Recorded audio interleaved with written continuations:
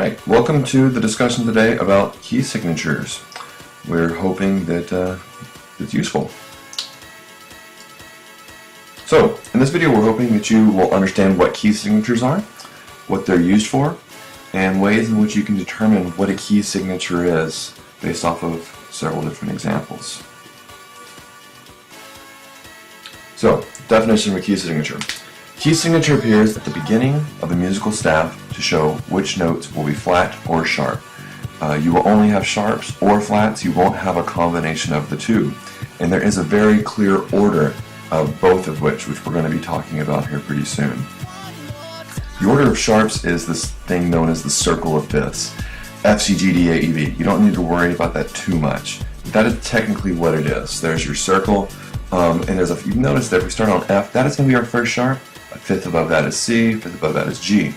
You're probably wondering, why do we have to know this? What on earth? Well, don't worry, there's an easier way. You can remember fat cats go down alleys eating bugs. That is the order of sharps. If we have one sharp, it'll be F. If we have two sharps, it's going to be F and C. Three will be F, C, and G, so on and so on. You're not going to have a random collection of F, A, B, and D. It's going to go in order. Good news is the order of flats is the exact opposite order of sharps. So, if you're thinking to yourself, well, I have to memorize something, well, just memorize the order of sharps. Fat cats go down alleys eating bugs, or you can remember bead, G, C, F. Start from B, that is going to be your first flat. You have two flats, it'll be B and A. Three flats, B, E, and A, so on and so on. Again, you're thinking, geez, we only have 7 letters, how much more confusing can it be? It's not that hard. Let's look at a couple examples here. If you're given a sharp, key signature with sharps, first of all, you don't even need to know how to read music to figure out the name of this key signature. You already know that we have 3 sharps. It's going to be fat cats go. So F, C, and G right there. Those are our 3 sharps. All we need to do to determine the name of this key signature is go up from the last sharp to the next note. So the last sharp there is G. The next note in the order is A. So the name of this key signature here is going to be A major key signature. It's very, very simple. Again, 3 sharps there. Every time you see 3 sharps from now on, you're going to know automatically A major. Easy. Not a big deal. Let's look at another example. We've got 2 sharps now. F and C. Remember, you don't even need to know music. You can just remember fat cats. There we go. F, C. Go up from C, the last sharp, to the very next note. Fantastic. D major. That's probably what you came up with already. That is the very next note. Let's look at flats. Here's an example with 5 flats in it.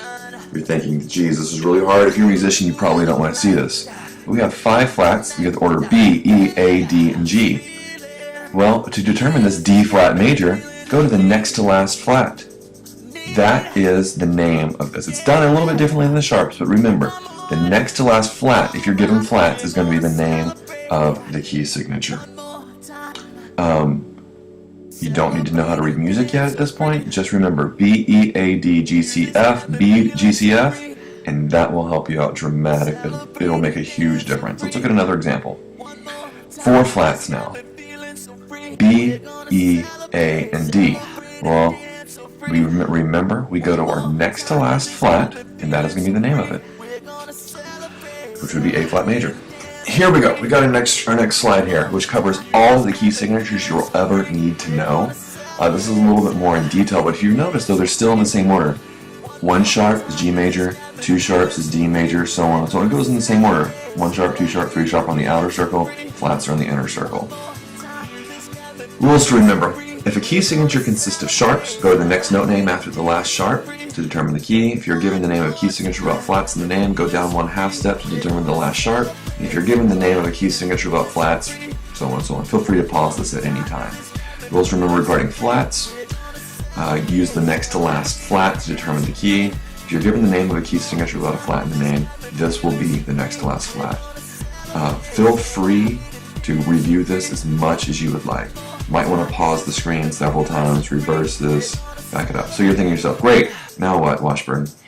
You've confused us again. The only way to do this is to practice this.